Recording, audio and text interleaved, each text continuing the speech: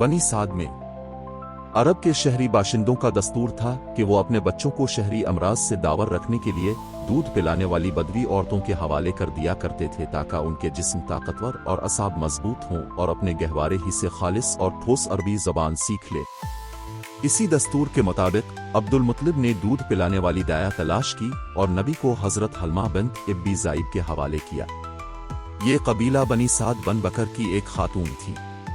उनके शौहर का नाम हारिस बिन अब्दुल्लाज़ु और कुनियत अबू कबशा थी और वो भी कबीला बनी साद ही से ताल्लुक़ रखते थे।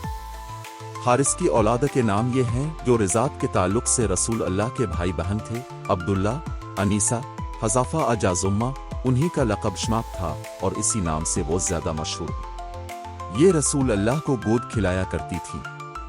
उनके अलावा अबू सुफियान बिन हारिस बिन अब्दुल मुत्तलिब जो रसूल अल्लाह के चचाजाद भाई थे, वो भी हजरत हलमा के वास्ते से आपके रज़ाई भाई थे। आपके चचा हजरत हमजा बिन अब्दुल मुत्तलिब भी दूध पिलाने के लिए बनु साद की एक औरत के हवाले किए गए थे।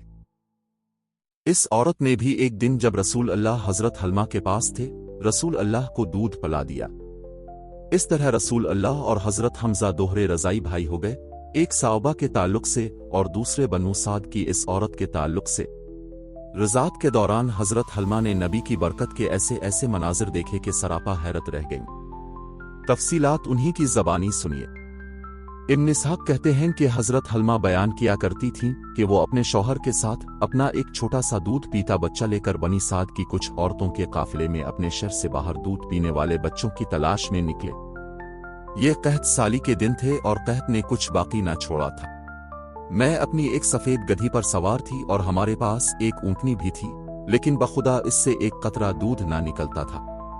आदेर भूख से बच्चा इस कदर बेकुत्ता था कि हम रात भर सो नहीं सकते थे। ना मेरे सीने में बच्चे के लिए कुछ था, ना ऊँटनी उसकी खुराक दे सकती थी।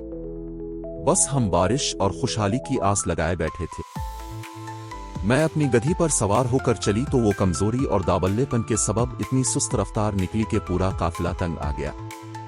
खैर हम किसी न किसी तरह दूध पीने वाले बच्चों की तलाश में मक्का पहुंच गए। फिर हम में से कोई औरत ऐसी न थी जिस पर रसूल अल्लाह को पेश न किया गया हो, मगर जब उसे बताया जाता कि रसूल अल्लाह यतीम हैं तो वो लेने से इनकार कर देती, क्योंकि हम बच्चे के वालिद से दादो दहश की उम्मीद रखते थे।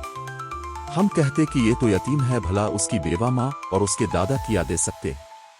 बस यही वजह थी कि हम आपको लेना नहीं चाहते थे।